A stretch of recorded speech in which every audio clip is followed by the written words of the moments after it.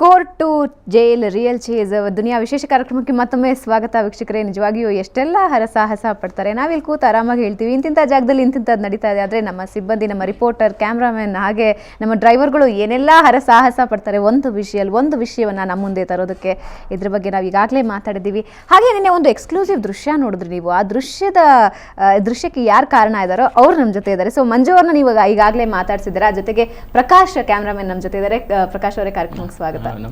So ನಿನ್ನೆ ಒಂದು exclusive ದೃಶ್ಯ ಕೊಟ್ರಿ, ಹೇಗಿತ್ತು ಅದ್ರ ಎಕ್ಸ್ಪೀರಿಯನ್ಸ್? ಅದು ತುಂಬಾ ಚೆನ್ನಾಗಿತ್ತು.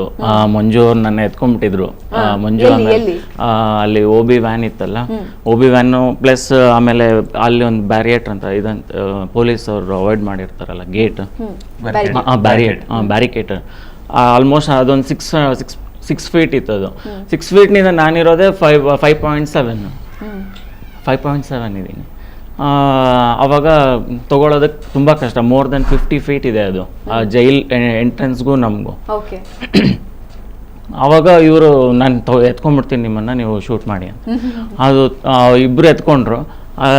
ಆಲ್ಮೋಸ್ಟ್ 50 ಫೀಟ್ ಅಂದರೆ ತುಂಬ ಟೆಲಿನಲ್ಲೇ ತೆಗಿಬೇಕಾಗತ್ತೆ. ತುಂಬ ಶೇಕ್ ಬೇರೆ ಆಗುತ್ತೆ. ಅದು ಫುಲ್ ಪ್ರತಿ ಬ್ರೀತ್ಗೂ ಇಷ್ಟು ಸಸ್ಪೆನ್ಷನ್ ಆಗ್ತಾ ಇರುತ್ತೆ.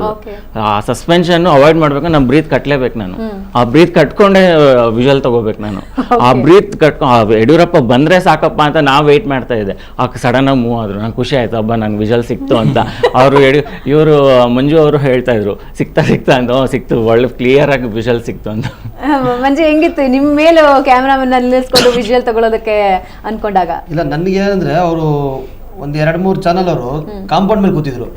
ನಮ್ಮ ಕ್ಯಾಮ್ರಾಮ್ಯಾನು ಮತ್ತೆ ನಾವು ಕೆಳಗಡೆ ನಿಂತಿದ್ವಿ. ನನಗೆ ಗಾಬರಿ, ವಿಜುವಲ್ ಸಿಗುತ್ತೋ ಸಿಗಲ್ವೋ, ಅಷ್ಟು ದೂರದಿಂದ ಕಷ್ಟಪಟ್ಟು ಬಂದಿದ್ದೀವಿ, ಸಿಗುತ್ತೋ ಸಿಗಲ್ವೋ ಅಂತ. ನಾನು DSNG ಮೇಲೆ ನಿಲ್ಲಿಸ್ಬಿಟ್ರೆ ಮೋಸ್ಟ್ಲಿ ಪೂರ್ತಿ ಸಿಗ್ಬೋದು ಅಂತ ಒಂದು ಐಡಿಯಾ ಇತ್ತು. ಆಮೇಲೆ ತಿರ್ಗಾ ಪ್ರಕಾಶ್ ಅವ್ರಿಗೆ ಹೇಳಿದೆ, ಸರ್ ಆಗ್ಲಿ ಒಂದು 10 ನಿಮಿಷ ಕಷ್ಟಪಟ್ಟು ಏನಾಗಲ್ಲ, ನಾನು ಮೇಲೆ ಕೂತ್ಕೊಬಿಡಿ ಸರ್, ನಾನು ನಿಮ್ಮನ್ನ ಮೇಲೆ ಎತ್ತೀನಿ, ಸಿಗ್ಬೋದು ಅಂತ. ಬಟ್ ಅವರು ತುಂಬಾ ಚೆನ್ನಾಗಿ ತೆಗೆದಿದ್ದಾರೆ, ಉತ್ತಮ ಬಂದಿದೆ. ಓಕೆ ವೀರೇಂದ್ರ, ಪ್ರತಿ ಸಲ ರಿಪೋರ್ಟಿಂಗ್ ಹೋಗುವಾಗಲೂ ಒಂದು ದೊಡ್ಡ ಜವಾಬ್ದಾರಿ ನಮ್ಮ ಮೇಲಿರುತ್ತೆ. ವಿಷಯವನ್ನ ನಿಖರವಾಗಿ ನಿರ್ದಿಷ್ಟವಾಗಿ ಜನರ ಮುಂದೆ ತರಬೇಕು, ಅಲ್ಲದೆ ಆದಷ್ಟು ಬೇಗ ಆ ಸುದ್ದಿಗಳನ್ನ ನಮ್ಮ ಮುಂದೆ ವೀಕ್ಷಕರ ಮುಂದೆ ತರಬೇಕು ಅಂತ. ಆಸ್ ಎ ರಿಪೋರ್ಟರ್ ನಿಮಗೆ ಯಾವುದು ತುಂಬಾ ಚಾಲೆಂಜಿಂಗ್ ಅನಿಸ್ತು? ನಿನ್ನೆ ವಿಷಯ ನೋಡಿದಾಗ ಯಾವ ರೀತಿ ಟೆನ್ಷನ್ ಇತ್ತು ನಿಮ್ಮ ಮೈಂಡಲ್ಲಿ? ಎಲ್ಲಕ್ಕಿಂತ ಹೆಚ್ಚಾಗಿ ನೀವು ಹೇಳಿದ್ರಲ್ಲ, ಅದು ಸತ್ಯ. ಆದಷ್ಟು ಬೇಗ ನಾವು ನಮ್ಮ ಪ್ರೇಕ್ಷಕರಿಗೆ ಕೊಡಬೇಕು, ವೀಕ್ಷಕರಿಗೆ ಕೊಡಬೇಕು ಅನ್ನೋದಿರುತ್ತೆ. ಈಗ ಪ್ರೆಷರು, ಭಯ, ಅದು ಯಾವ್ದಿದ್ರು ನಾವು ಈ ರೀತಿ ವರ್ಕ್ ಮಾಡೋಕ್ಕಾಗಲ್ಲ. ಅಲ್ಲಿ ಮತ್ತೆ ಆ ಫೀಲ್ಡಿಗೆ ಹೋದ ಕೂಡಲೇ ಇಲ್ಲ ಸುಮ್ಮನಿರೋದು ಸಾಧ್ಯವೇ ಆಗಲ್ಲ. ಹೋಗ್ಬೇಕು, ಏನಾದರೂ ಮಾಡಬೇಕು ಅನ್ನೋದು ಬಂದ್ಬಿಡುತ್ತೆ ಆಟೋಮೆಟಿಕ್ಲಿ. ಎಲ್ಲ ರಿಪೋರ್ಟರ್ಸ್ಗೆ ಬಂದ್ಬಿಡುತ್ತೆ, ಕ್ಯಾಮ್ರಾಮನ್ಸ್ಗೆ, ಡ್ರೈವರ್ಸ್ಗೆ, ಎಲ್ಲರಿಗೂ ಬಂದ್ಬಿಡುತ್ತೆ ಆಟೋಮೆಟಿಕ್ಲಿ. ನಿನ್ನೆ ಸ್ವಲ್ಪ ಚಾಲೆಂಜಿಂಗ್ ಆಗಿದ್ದು ನಿಜ. ಯಾಕಂದ್ರೆ ಪೊಲೀಸ್ನವ್ರು ತುಂಬಾ ಅವಾಯ್ಡ್ ಮಾಡ್ತಾ ಇದ್ರು, ದಿಕ್ ತಪ್ಸಕ್ಕೆ ಟ್ರೈ ಮಾಡ್ತಿದ್ರು. ಮತ್ತೆ ಫಸ್ಟ್ ಇದ್ದಿದ್ದು ಬರೀ 3 ಗಾಡಿ. ಹೋಗ್ತಾ ಪರಪನಗ್ರಹಾರ ಹೋಗೋಷ್ಟೊತ್ತಿಗೆ 12 ಪೊಲೀಸ್ ಜೀಪ್ ಬರ್ತಾ ಜಾಯ್ನ್ ಆಗ್ತಾ ಹೋಗ್ತಾ. ಅದರಲ್ಲೂ ಟ್ರಾಫಿಕ್ ಜಾಮ್ ಅಲ್ಲಿ ನಿಂತಾಗ ಪ್ಯಾರಲ್ ಆಗಿ ನಿಂತಿದ್ದೀನಿ, ಯಡಿಯೂರಪ್ಪ ಪಕ್ಕದಲ್ಲೇ ಇದ್ದಾರೆ. 1 ಫೀಟ್ ಡಿಫ್ರೆನ್ಸ್ ಅಷ್ಟೇ ನಮ್ಮ ಜೀಪಿಗೂ ಅವ್ರ ಜೀಪಿಗೂ. ನಾನು ಬ್ರೇಕಿಂಗ್ ಹೇಳ್ತಾ ಇದ್ದೀನಿ, ಇಲ್ಲಿ KR ಸರ್ಕಲ್ ಹತ್ರ ಇದೀವಿ, ಯಡಿಯೂರಪ್ಪ ಇಲ್ಲಿ ಪಕ್ಕದಲ್ಲಿ ಇದ್ದಾರೆ ಅಂತ. ಯಡಿಯೂರಪ್ಪ ಹಿಂಗ್ ಬಗ್ ನೋಡಿದ್ರು, ಅವಾಗ ವಿಜುವಲ್ ಸಿಕ್ತು. ಈ ರೀತಿ ಒಂದೊಂದ್ಸತಿ ಈ ರೀತಿ ಎಲ್ಲ ಸಿಗುತ್ತೆ. ಬಟ್ ನಿನ್ನೆ ಮಾತ್ರ ತುಂಬಾ ರೋಚಕವಾಗಿತ್ತು ಅಂತ ಹೇಳ್ಬೋದು. ಚೇಸ್ ಮಾಡ್ಕೊಂಡು ಹೋಗಿದ್ದು ಅದು ಅಲ್ಲದೆ ನಮ್ಮ ಡ್ರೈವರ್ಸ್ ಯಾವ ಲೆವೆಲ್ಗೆ ನಿನ್ನೆ ಎಂಥೆಂಥಿಕ್ ಆಗಿದ್ರು ಅಂದ್ರೆ, ಏನು ಬೇರೆ ಏನೋ ಅವ್ರದ್ದು ಮನಸ್ಸಲ್ಲಿಲ್ಲ, ಬೇರೆ ಏನು ಯೋಚನೆ ಮಾಡ್ತಿಲ್ಲ. ಊಟ ತಿಂಡಿ ಮತ್ತೊಂದು ನಥಿಂಗ್. ಹೋಗ್ಬೇಕು, ಚೇಸ್ ಮಾಡ್ಬೇಕು, ಫಸ್ಟ್ ವಿಜುವಲ್ ನಮಗೆ ಸಿಗ್ಬೇಕು. ಕಂಟಿನ್ಯೂ ಇಲ್ಲಿಂದ ಅಲ್ಲಿವರೆಗೂ ಕ್ಯಾಮ್ರಾ ಆನ್ ಆಗೇ ಇತ್ತು, ಲೈವಲ್ಲಿ ಹೇಳ್ತಾ ಇದ್ವಿ, ಗಾಡಿ ಮೂವ್ ಆಗ್ತಾನೆ ಇತ್ತು. ಒಂದ್ ರೀತಿ ಬಹಳ ಚಾಲೆಂಜಿಂಗ್ ಆಗಿತ್ತು. ಮತ್ತೆ ಅದನ್ನ ಅಷ್ಟೇ ಸಕ್ಸಸ್ಫುಲ್ ಆಗಿ ನಾವು ರೀಚ್ ಮಾಡಿದ್ವಿ ಅಂತ. ಎಲ್ಲರದು ಟೀಮ್ ವರ್ಕ್ ಆಬ್ವಿಯಸ್ಲಿ. ಮತ್ತೆ ಇಲ್ಲಿಂದ ಕೂಡ ನಮ್ಗೆ ಡೈರೆಕ್ಷನ್ ಕೊಡ್ತಾ ಇದ್ರು.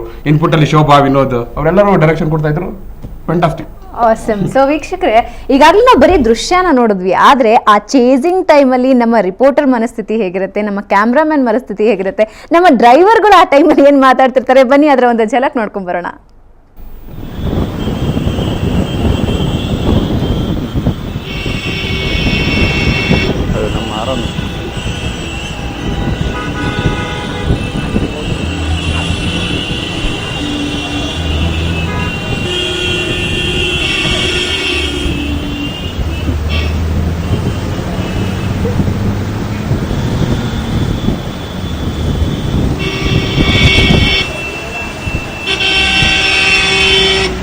ಹಾಡೆ ಹಾಕ್ಬಿಡ್ಬೇಡ, ಬಿಡಬೇಡ.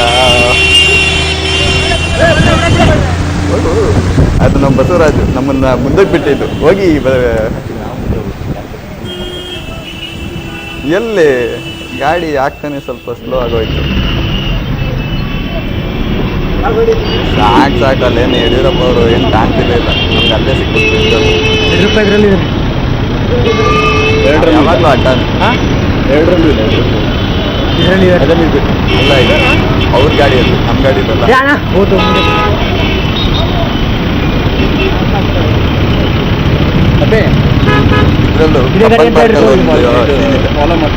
ಮಸ್ತ್ ಅದು ಸ್ಕೋರ್ನ ಹೊಡಿತಾರೆ.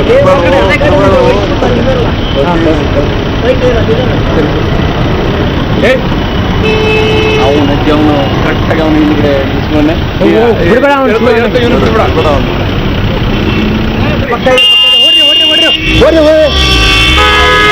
ಹಲೋ, ಬರ್ತಾ ಇದ್ದೇನಾ?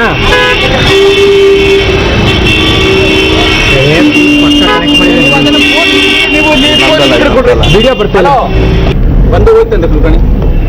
ಇವಾಗ ಹೇಳ್ತಾನೆ ನೋಡಿ, ಈ ಸೀನಲ್ಲಿ ಇದೆ ಇವಾಗ. ಓಕೆ, ಬಿಡ್ಬೇಡ ನಿಜವಾಗ್ಲೂ ಎಷ್ಟು ರೋಚಕವಾಗಿರುತ್ತೆ ಅಂತ ಇವಾಗ ಅನ್ನಿಸ್ತಾ ಇದೆ. ಆದ್ರೆ ಅಷ್ಟೇ ಟೆನ್ಷನ್ ಇರುತ್ತೆ. ಸೊ ಏನ್ ಹೇಳ್ತೀರಾ ಜಯಣ್ಣ ಅವರೇ, ಆ ಟೈಮಲ್ಲಿ ಬಿಡ್ಬೇಡ ಅಂತ ಒಂದ್ ಕಡೆ ರಿಪೋರ್ಟರು, ಒಂದ್ ಕಡೆ ಕ್ಯಾಮ್ರಾಮನ್ ತಲೆ ಮೇಲೆ ಕತ್ತಿ, ಹೆಂಗ ಅನ್ನಿಸ್ತಾ ಇತ್ತು? ಇದು ರಿಯಲಿ ಹೇಳಕ್ ಹೋದ್ರೆ ಈ ಕ್ರೆಡಿಟ್ ಎಲ್ಲ ಕ್ಯಾಮ್ರಾಮನ್ಗೂ ರಿಪೋರ್ಟರ್ಗೂ ಸೇರ್ಬೇಕು. ಯಾಕಂದ್ರೆ ನೀವು ಅಷ್ಟೇ ಜವಾಬ್ದಾರಿ. ಜೋಶ್ ತುಂಬಿದ್ದು ಅವರು ನಮ್ಗೆ. ಬಿಡಬೇಡಿ ಅಲ್ಲಿ ಇನ್ನೂ ಖಾಸಗಿ ಚಾನೆಲ್ ಹಿಂದೆ ಬರ್ತಾನೆ ಇದೆ, ಬಿಡಬೇಡಿ ಅಂತಾರೆ. ಅಲ್ಲಿ ಮುಂದೆ ಯಾವ್ದು ಅಡ್ಡ ಮುಂದೆ ಹೋದ್ರೆ ಗುದಿತದೆ, ಹಿಂದೆ ಬಂದ್ರೆ ಒದಿತದೆ ಅನ್ನೋ ಹಂಗೆ ಹಿಂದೆ ಒಂದ್ ಗಾಡಿ ಇರುತ್ತೆ, ಮುಂದೆ ಒಂದ್ ಗಾಡಿ ಇರುತ್ತೆ. ಅವ್ರು ಸಡನ್ ಬ್ರೇಕ್ ಹೊಡೆದ್ರೆ ನಾವು ಹೊಡಿಬೇಕು, ಹಿಂದೆ ಅವ್ರು ಕೂತ್ಬಿಡ್ತಾರೆ ಅಂತ ಒಂದು ಭಯ. ಅದನ್ನೆಲ್ಲ ನೋಡ್ಕೊಂಡು ಹೋಗೋ ಅಷ್ಟರಲ್ಲಿ ನಮ್ಗೆ ಏನ್ ಒಂದ್ ಚಾನ್ಸ್ ಅಂದ್ರೆ ಒಂದ್ ಸಿಗ್ನಲ್ ಅಲ್ಲಿ ನಿಲ್ಸಿದಾಗ ಪಕ್ಕದಲ್ಲಿ ಹೋಗಿ ನಿಲ್ಸ್ಕೊಂಡು, ಅದೇ ನಮ್ಗೆ ಸಿಕ್ಕಿದ್ದು ವಿಜುವಲ್. ಅದು ಏನೋ ಒಂಥರ ಚೆನ್ನಾಗಿತ್ತು, ಜೋಶಲ್ಲಿ ಇತ್ತು ಆ ಟೈಮಲ್ಲಿ. ಅವ್ರು ಹೇಳಿದ್ ನಮ್ಗೆ ಫಸ್ಟ್ ವಿಜುವಲ್ ಬರ್ಬೇಕು, ಹೊಡಿರಿ ಅಂತ ಹೇಳೋದಾಗ್ಲೇ ಫುಲ್ ಖುಷಿ ಆಗೋಯ್ತು. ಅದೊಂಥರ ಜೋಶ್, ಬರ್ಲೇಬೇಕು ಅಂತ. ಅವ್ರಿಗೆ ಸ್ವಲ್ಪ ಕಡಿಮೆ ಕಾಟ ಕೊಡಲ್ಲ, ಅದೇ ಸಖತ್ ಕಾಟ ಕೊಡ್ತಿರ್ತಾರೆ. ಒಂದ್ ಕಡೆ ರಿಪೋರ್ಟರ್, ಒಂದ್ ಕಡೆ ಕ್ಯಾಮ್ರಾಮನ್, ವಿಜುವಲ್ ಮಿಸ್ ಆಯ್ತು ಅಂತ ಒಂದ್ಸತಿ ಹೇಳ್ತೀವಿ, ಬೇಗ ಅಂತೀವಿ. ಮತ್ತೆ ಎಲ್ಲಾರು ಒಂದ್ ಕಡೆ ಸೇಫ್ಟಿ ಅಂತೀವಿ. ಸೇಫ್ಟಿನೂ ನೋಡ್ಬೇಕು, ಬೇಗನೂ ಹೋಗ್ಬೇಕು. ಸಿಕ್ಕಾಪಟ್ಟೆ ಕಾಟ ಕೊಡ್ತೀವಿ. ಬಹಳ ಒಳ್ಳೆಯವರು, ಏನು ಬೈಕಡಲ್ಲ ಅನ್ಕೊಂಡಿದೀನಿ. ಓಕೆ, ಯಡಿಯೂರಪ್ಪ ಅವರ ಕಾರು ನಿಮ್ಮ ಕಾರ್ ಪಕ್ಕದ ಎಕ್ಸಾಕ್ಟ್ ಪಕ್ಕ ಇದ್ರಿ. ಯಡಿಯೂರಪ್ಪ ಅವರು ಇದೇ ಕಾರಲ್ಲಿ ಇದ್ರು. ಅವಾಗಿನ ವಿಜುವಲ್ ತೆಗಿಬೇಕಾದ್ರೆ ಹೆಂಗ ಅನಿಸ್ತಿತ್ತು ವೀರೇಂದ್ರ? ಅಂದ್ರೆ ನಾನು ಇದ್ ಮಾಡ್ಬಿಟ್ಟೆ, ಏನಂದ್ರೆ ನಮ್ಮ ಕ್ಯಾಮ್ರಾಮನ್ನಿಗೆ ಮುಂದ್ಗಡೆ ಸೀಟಲ್ಲಿ ಬಿಟ್ಬಿಟ್ಟು ನಾ ಹಿಂದ್ಗಡೆ ಸೀಟಿಗೆ ಬಂದ್ಬಿಟ್ಟೆ. ಯಾಕಂದ್ರೆ ಕ್ಲೀನ್ ಆಗಿ ಸಿಗುತ್ತೆ ಅವರಿಗೆ ಅಂತೇಳಿ. ಮುಂದ್ಗಡೆಯಿಂದನೂ ತೆಗಿಲಿಕ್ಕೆ ಫುಲ್ ಫ್ರೇಮ್ ಸಿಗುತ್ತೆ, ಲೆಫ್ಟ್ ಅಲ್ಲೂ ಸಿಗುತ್ತೆ ಅಂತ ಹೇಳಿ. ಆ ಟೈಮಲ್ಲಿ ನಾನು ಬ್ರೇಕಿಂಗ್ ಕೊಡೋದ್ರ ಕಡೆ ಗಮನ ಕೊಡ್ತಾ ಇದ್ದೆ. ವೆಂಕಟೇಶ್ ಕ್ಯಾಮ್ರಾಮನ್ ಇದ್ರು ಅವಾಗ ನನ್ನ ಮುಂದೆ. ಅವ್ರು ಕ್ಲೀನ್ ಆಗಿ ಫೋಕಸ್ ಮಾಡ್ತಾ ಇದ್ರು. ಅವರು ಮತ್ತೆ ಹೇಳ್ತಾರೆ, ಸ್ವಲ್ಪ ವಿಂಡೋ ಇಳಿಸಿ ಅಂತಲೇ. ಅಂದ್ರೆ ಆಫೀಸರ್ಸ್ ಆ ಕಡೆ ಕೂತಿದ್ರಲ್ಲ, ಅವ್ರಿಗೆ ಹೇಳ್ತಾ ಇದಾರೆ ಆಫೀಸರ್ಸ್ಗೆ. ಇವ್ರು ಹೇಳಿದ ಕೂಡಲೇ ಇನ್ನ ವಿಂಡೋ ಅಪ್ ಮಾಡಿದ್ರೆ ಅವ್ರು ಹೆಂಗಾದ್ರೂ ಅವಾಯ್ಡ್ ಮಾಡ್ಬೇಕು ಅಂತಾನೆ ಟ್ರೈ ಮಾಡ್ತಿದ್ದಾರೆ. ಅದ್ರಲ್ಲೂ ಒಂದಿಷ್ಟು ಸ್ವಲ್ಪ ಜಾಗ ಇತ್ತು, ಅದರಲ್ಲಿ ಶೂಟ್ ಮಾಡ್ಕೊಂಡು ಯಡಿಯೂರಪ್ಪ ಪೇಪರ್ ಓದ್ತಾ ಕೂತಿದ್ರು. ಯಾವ್ದೋ ಒಂದು ಪೇಪರ್ ಇಟ್ಕೊಂಡು ಓದ್ತಾ ಇದ್ರು. ನಾವು ಶೂಟ್ ಮಾಡ್ತಿರೋದೆಲ್ಲ ಅವ್ರು ಅಬ್ಸರ್ವ್ ಮಾಡ್ತಾ ಇದ್ರು. ಬಟ್ ಬಹಳ ಸೀರಿಯಸ್ ಆಗಿದ್ರು, ಎಲ್ಲ ಅಬ್ಸರ್ವ್ ಮಾಡ್ತಿದ್ರು. ಅವ್ರಿಗೆ ಗೊತ್ತಾಗ್ತಿತ್ತು ಏನೇನಾಗ್ತಿದೆ ಅಂತ. ಮತ್ತೆ ಇಲ್ಲಿಂದ ಅಲ್ಲಿ ತನಕನೂ ಜೊತೆಗೆ ಫಾಲೋ ಮಾಡ್ಕೊಂಡು ಹೋಗ್ತಾ ಇದ್ವಿ.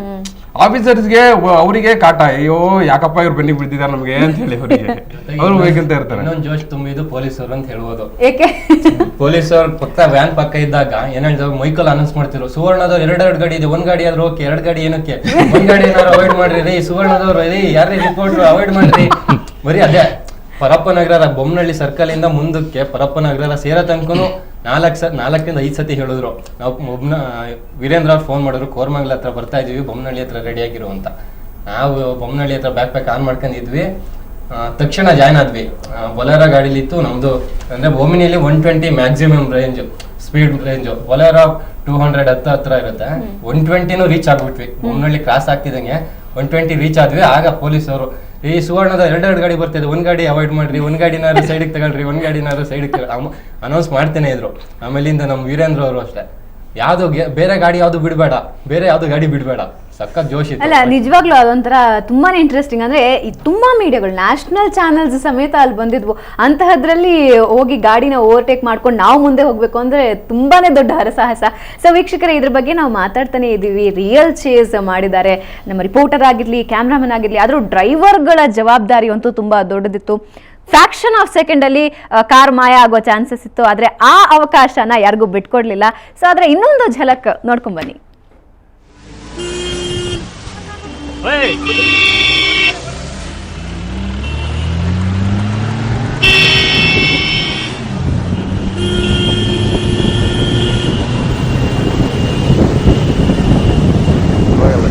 ಅಲ್ಲೋಡ್ ಧೂಳು ಎದ್ದೊಳ್ತಾ ಇತ್ತು ನೋಡಿ. ಇದು ಬರ್ತಾ ಇದೆ ನೋಡ್ತಾ ಇರಿ. ಫಾಲೋ ಯಡಿಯೂರಪ್ಪ ಅವ್ರದ್ದು ಫಾಲೋ ಡೈರೆಕ್ಟ್ ನಾವಿದ್ದೀವಿ. ಓಪಿ ಬ್ಯಾಕ್ ಪ್ಯಾಕ್ ಅಲ್ಲಲ್ಲ ಸಿಗ್ತಾ ಇದೆಯಾ ಅದು? ಸುವರ್ಣ ಹಿಂದೆ ಹಾಕ್ರಿ. ಹಲೋ ಸುವರ್ಣ ಹಿಂದೆ ಹಾಕ್ಬೇಕಲ್ಲ. ಓಕೆ ಸುವರ್ಣ ಹಿಂದೆ ಹಾಕ್ರಿ.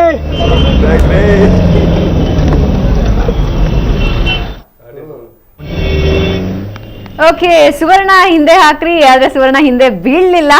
ಪ್ರತಿ ಕ್ಷಣದ ವಿಜುವಲ್ಸ್ ಅನ್ನ ನಿಮ್ಗೆ ಕೊಡುವಂತಹ ಪ್ರಯತ್ನ ಮಾಡ್ತಾ ಇದ್ವಿ. ವೀರೇಂದ್ರ, ನಿಜವಾಗ್ಲೂ ಟೆನ್ಷನ್. 2 ಗಾಡಿ ಮಧ್ಯದಲ್ಲಿ ಯಾರನ್ನೂ ಹೋಗಕ್ ಬಿಡ್ತಿರ್ಲಿಲ್ಲ. ಪ್ರತಿ ಕ್ಷಣನೂ ಆ ಚೇಸಿಂಗ್ ಮುಂದುವರೆದೇ ಇತ್ತು. ಸೊ ಏನ್ ಅನ್ನಿಸ್ತಾ ಇತ್ತು? ಹಿಂದೆ ಸಾಕಷ್ಟು ಮೀಡಿಯಾ ಗಾಡಿಗಳು ಬರ್ತಾ ಇದ್ವು, ಆದ್ರೆ ಎಲ್ಲಾನು ಡಾಮಿನೇಟ್ ಮಾಡಿ ನೀವೇ ಮುಂದೆ ಹೋಗ್ಬೇಕು.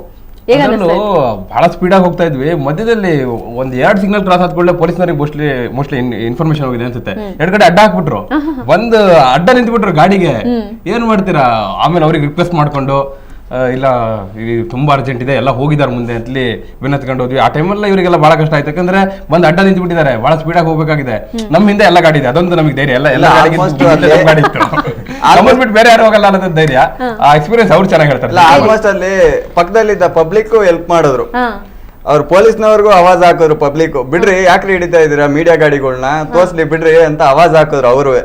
ಆ ಟೈಮಲ್ಲಿ ಪೊಲೀಸ್ನವ್ರಿಗೆ ಅವ್ರು ಮಾತಾಡ್ತಿದ್ದಾಗ ನಾವ್ ಇಲ್ಲಿ ಲೆಫ್ಟ್ ಎಳ್ಕೊಂಡು ಹೋಗೋ ಅಷ್ಟರಲ್ಲಿ ತಿರ್ಗಾ ಓಡ್ ಬಂದ್ ಅಡ್ಡ ಹಾಕಿದ್ಕೆ ಫುಲ್ ಅವಾಜ್ ಹಾಕಿದ್ರು. ಅದರಿಂದ ಆ ಪಬ್ಲಿಕ್ ಇನ್ನೊಂದ್ ಸ್ವಲ್ಪ ಹೆಲ್ಪ್ ಆಯ್ತು ಆ ಜಾಗದಲ್ಲಿ. ಪೊಲೀಸ್ನವ್ರನ್ನ ಅವಾಯ್ಡ್ ಮಾಡಕ್ ಅವ್ರು ಹೆಲ್ಪ್ ಮಾಡಿದ್ರು ಒಂದ್ ರೀತಿಯಲ್ಲಿ. ಹಂಗೂನು ಒಂದ್ 2-3 ಕಡೆ ಒಂದ್ 2-3 ಅಡ್ಡ ಬರೋ ಇದು ಇತ್ತು. ಹೋಯ್ತು ಇವತ್ತು ಮುಗೀತು ನನ್ ಕತೆ ಅಂತ ಫುಲ್ ಕಾಲ್ ಕೈ ಎಲ್ಲ ಶೇಕ್ ಆಗೋಯ್ತು. ಜಸ್ಟ್ ಮಿಸ್ ಅಲ್ಲಿ ಅವಾಯ್ಡ್ ಮಾಡ್ಕೊಂಡು ಹೋಗಿದ್ದೀನಿ ಒಂದ್ 2-3 ಕಡೆ.